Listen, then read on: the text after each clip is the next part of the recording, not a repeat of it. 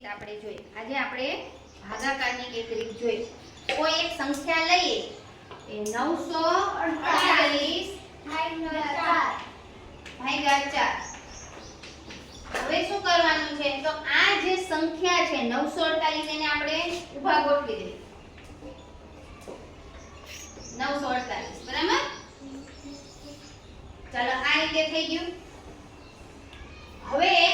ભાગ્યા 4 છે ને તો આ જે સંખ્યા છે એને 4 4 ના જૂથમાં વહેંચવાનું કેમ કે ભાગ્યા 4 છે એટલે ચાલો 1 2 3 4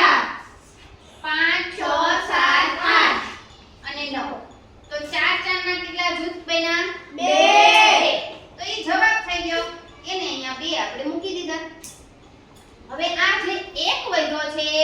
એને આગળની સંખ્યામાં ઉમેરી દેવાના એટલે 4 ના થઈ ગયા 14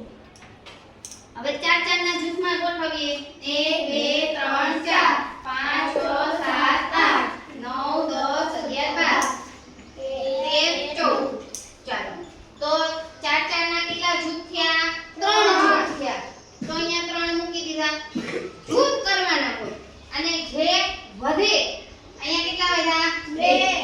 એને આગળની રકમમાં ભેળવી દેવાનું હવે 21 ના 4 4 ના જૂથ કરીએ 1 2 3